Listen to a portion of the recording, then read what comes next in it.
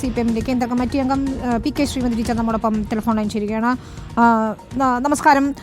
ഒരുപക്ഷെ നമ്മൾക്ക് ഞെട്ടിക്കുന്ന ഒരു സംഭവം തന്നെയാണ്. കേരളത്തിലൊരു പോലീസ് സ്റ്റേഷനിലാണ് ഇങ്ങനെ നടന്നതെന്ന് ബിന്ദു ആവർത്തിച്ച് പറയുമ്പോൾ നമുക്ക് ലജ്ജിച്ച് തലതാഴ്ത്താനേ കഴിയുന്നുള്ളൂ. ശ്രീമതി ടീച്ചർക്ക് എന്താണ് തോന്നുന്നത്?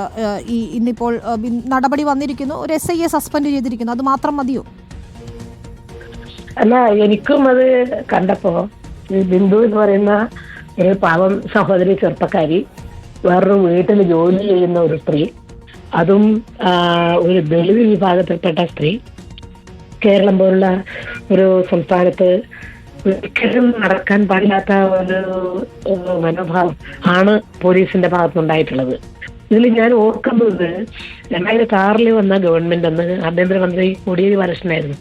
അന്ന് നയപരമായ തീരുമാനമെടുത്ത് കേരളത്തിലെ പോലീസ് സ്റ്റേഷനിലെല്ലാം സ്ത്രീ സൗഹൃദ പോലീസ് സ്റ്റേഷൻ ആവണം, പോലീസുകാരെല്ലാം ജനമൈത്രി പോലീസുകാരാവണം എന്ന് തീരുമാനമെടുത്ത് അതിനനുസരിച്ച് പോലീസുകാർക്ക് ട്രെയിനിങ് കൊടുക്കാനും കൂടുതൽ പോലീസുകാർക്ക് പോലീസിലേക്ക് വെല്ലെടുക്കാനും ഒക്കെ ശ്രമിച്ചു. അത് യഥാർത്ഥത്തിൽ തികച്ചും സ്ത്രീപക്ഷ കേരളം എന്നുള്ള നിലയിൽ ഈ 2016 പിണറായി സർക്കാരാണ് പോലീസ് സ്റ്റേഷനിലെ കുറെ കൂടി ശക്തമായിട്ടുള്ള നടപടി സ്വീകരിച്ചത്. അതെനിക്ക് നന്നായിട്ട് അറിയാം. എല്ലാ സ്ഥലത്തും എല്ലാ പോലീസുകാർക്ക് പ്രത്യേകമായിട്ടുള്ള പരിഗണന കൊടുക്കുക മാത്രമല്ല, ഫയർഫോഴ്സിൽ വരെ പോലീസ് ഗവൺമെന്റാണ്. പക്ഷെ പോലീസുകാരിൽ ഇപ്പോഴും പണ്ട് കുറച്ച് മുൻപ് പറഞ്ഞതുപോലെ ഈ ക്രിമിനൽ മൈൻഡുള്ള പോലീസുകാർ ഇപ്പോഴും ഉണ്ട് എന്നുള്ളതൊരു സത്യമാണ്.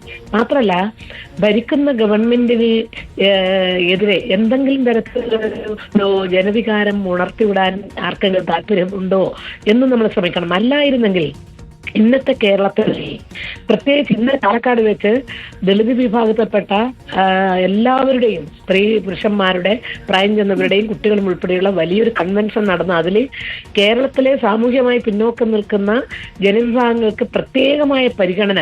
ഇപ്പൊ ഈ കഴിഞ്ഞ ദിവസം ഫോറസ്റ്റ് പോലീസുകാരാൽ അറസ്റ്റ് ചെയ്യപ്പെട്ട, എന്നിട്ട് വിട്ടയക്കപ്പെട്ട വേടൻ ഉൾപ്പെടെ അവിടെ പങ്കെടുത്ത് സംസാരിച്ചു.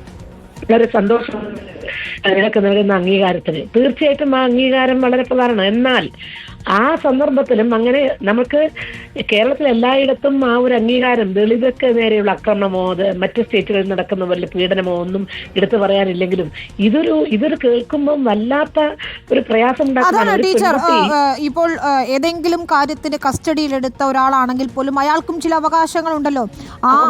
ബിന്ദു വെള്ളം ചോദിക്കുമ്പോൾ ബാത്റൂമിൽ പോയി കുടിക്കൂ എന്ന് പറയുന്നത് ഇത് എന്താണെന്നറിയോ?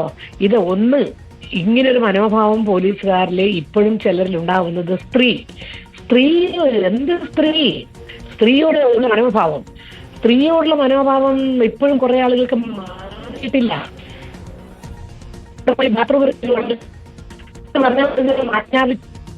തീർച്ചയായും ആജ്ഞാപിക്കുന്ന സ്വഭാവം ഈ പോലീസുകാരിൽ എപ്പോഴുണ്ട് പെരുമാറ്റത്തിൽ.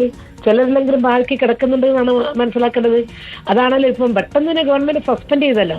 എന്നാൽ അതൊരു വലിയ കാര്യമാണ്. തീർച്ചയായും ബിന്ദുവിനെ ഉൾപ്പെടെ സന്തോഷമുണ്ട്. പക്ഷേ പ്രസന്നന് ഉൾപ്പെടെ, അതാണ് പ്രസന്നൻ എന്ന് പറയുന്ന ഉദ്യോഗസ്ഥൻ, അയാളാണ് മോശമായി പെരുമാറിയത്. തീർച്ചയായും അന്വേഷിക്കണം, ഗവൺമെന്റ് അന്വേഷിക്കണം തന്നെയാണ് ഞാൻ കരുതുന്നത്. ഇത്തരത്തിലുള്ള പോലീസുകാർ എന്താ ചെയ്തതെന്ന് നോക്കിയിട്ട് കുറ്റം ചെയ്തവരെ ഇത്രമാത്രം അധിക്ഷേപിക്കുകയും അപമാനിക്കുകയും ചെയ്തിട്ടുള്ള ഒരു സ്ത്രീ എന്നുള്ള നിലയിലും, ഒരു ദളിത് വിഭാഗത്തിൽപ്പെട്ട ഒരു പാവം പിടിച്ച സഹോദരി എന്നുള്ള നിലയിലും, ഒരു മറ്റു വീട്ടുവേലൊക്കെ ജോലി ചെയ്യുന്ന ഒരു സ്ത്രീയല്ലേ, അവർ വന്നു കഴിഞ്ഞാൽ അവരോടുള്ള ആ ഒരു സമൂഹത്തിൽ അവർക്ക് കൊടുക്കേണ്ട ഒരു പരിഗണന കൊടുക്കണ്ടേ? അത് കൊടുക്കാത്ത പോലീസ്.